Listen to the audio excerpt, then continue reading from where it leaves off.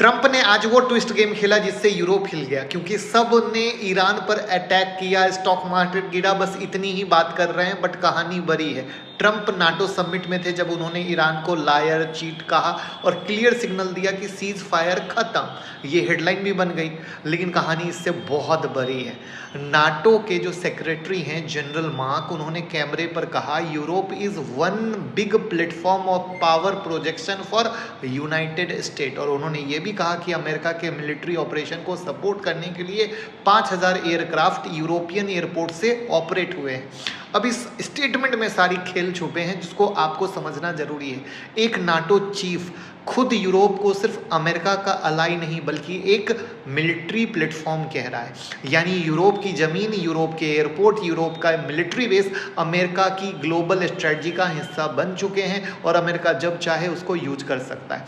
लेकिन कहानी यहीं खत्म नहीं होती, कहानी इससे ज़्यादा इंटरेस्टिंग है। ट्रंप का रिएक्शन। अब आप सोच रहे होंगे कि ट्रंप ने यूरोप को थैंक यू बोला, बिल्कुल ना। ट्रंप ने उन कंट्री को टारगेट कर दिया वहीं पर बैठे बैठे जिन्होंने पूरा सपोर्ट नहीं दिया।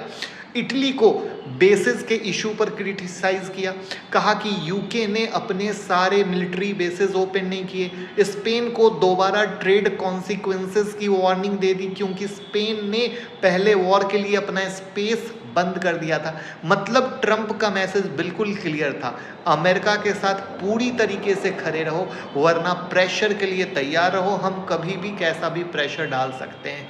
अब हम बात करते हैं इंडियन स्टॉक मार्केट का। आज हमारा मार्केट गैप डाउन खुला क्योंकि आपने न्यूज़ सुनी कि यूएस ने ईरान पर अटैक किया।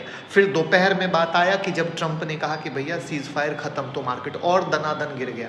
क्रूड ऑयल ऊपर गया, ग्लोबल मार्केट गिर गया, यूरोपियन मार्केट में प्रेशर आया। यूरोप में क्यों प्रेशर आया आपको बता दिया। अब आगे खेल होगा, यूरोप कैसे एक्शन लेता है, क्या होता है, क्योंकि यूरोप यहाँ पर घुस गया।